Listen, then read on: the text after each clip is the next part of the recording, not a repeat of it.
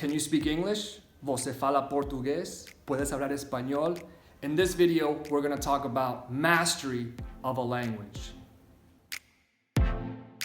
Hey, what's up guys? This is Dan. Welcome to my YouTube channel. Here, I like to talk about languages, the polyglot journey, and anything along the way that seems cool and fun. Now, at what point can you confidently say, I can speak X language, where X is your target language? For example, I can speak English, or I can speak German. Or in other words, when someone asks you, how many languages do you speak? At what point can you confidently count a language in your list? That is mastery. Mastery of a language. And it's not so easy to determine, or is it? CEFR.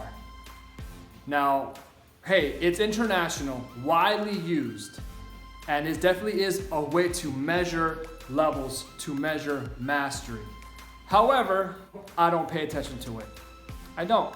And unless you are trying to achieve a specific score in a specific test for paperwork, there's no need to worry about it, especially if you're just starting. I feel like getting lost in scores and levels and numbers is something that doesn't really help us in our language journey, in our polyglot journey, especially when we're getting started. What I do is I split it into two parts. When you're learning a language, can you converse in the language or not? Conversational or not conversational? Now, yes, even that can be a little ambiguous. But what we do know is at some point, we do want to be able to look at someone in the eyes, or maybe just look at the person and be able to speak to them, to be able to communicate to them without using a translator, whether it's a buddy, whether it's our phone. Of course, in the meantime, we can make use of those tools, but at some point, we want to get to that conversational level. That does not mean that our grammar is going to be perfect. That does not mean that our pronunciation is going to be perfect. So when we are conversational, the activities that we do, which most likely involve conversing with other people, but of course we're also building vocabulary, are different from when we're not conversational.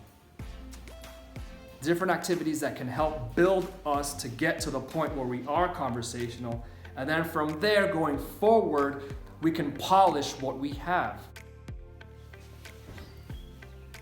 So to wrap up what we talked about so far, when it comes to mastery, first we determine, are we conversational or not yet conversational? And then from there, choose activities depending on whether we are conversational or not. Now, of course, conversational activities are probably going to involve things related to having conversations with many people, while not conversational, well, not so much. And of course, as you get closer to that, you're going to have to take the dive. You're going to have to speak to a person, make the effort, test yourself, push yourself to the limit, and you'll see that you actually can get conversational and it'll feel great.